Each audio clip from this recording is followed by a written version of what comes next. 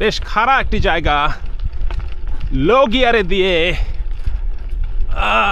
চালিয়ে ওঠার একটা প্রচেষ্টা। হ্যাঁ, সাকসেসফুলি আমি উঠতে পেরেছি। এটাই হচ্ছে এমটিবি সাইকেলের একটা সুবিধা, সরি এমটিবি অ্যাকচুয়ালি গিয়ার সাইকেলের একটা সুবিধা। তো এই জায়গাটা বেশ এবড়ো খেবড়ো, তো সেই ক্ষেত্রে এমটিবি সাইকেল না হলে পরে এত স্মুথলি আমি এখান দিয়ে নামতে পারতাম না। আমি ইজিলি নেমে যাচ্ছি এখান দিয়ে।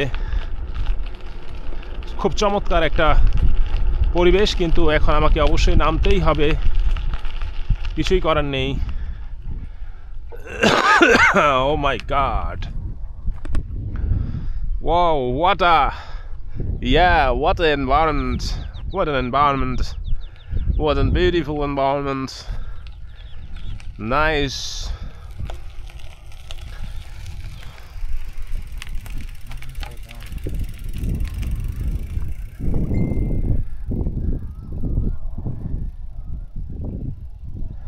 যা যাবে রে।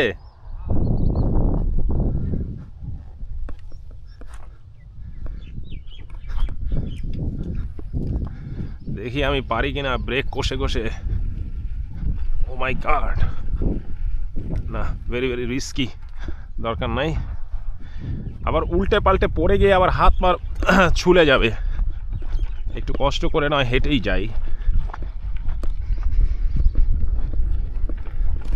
বন্ধুরা, এবছর তালের রস খেতে পারলাম না মন মতো। মাত্র 3.5 লিটার তালের রস খেয়েছি 3 দিনে। অথচ গত বছর আমার মনে হয় যে আমি প্রায় 15-16 লিটার তালের রসের কম খাইনি।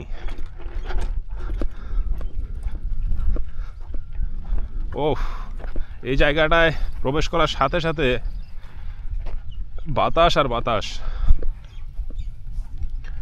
আমাদের বাচ্চু ভাইয়া অলরেডি আম গাছের নিচে বসে পড়েছেন।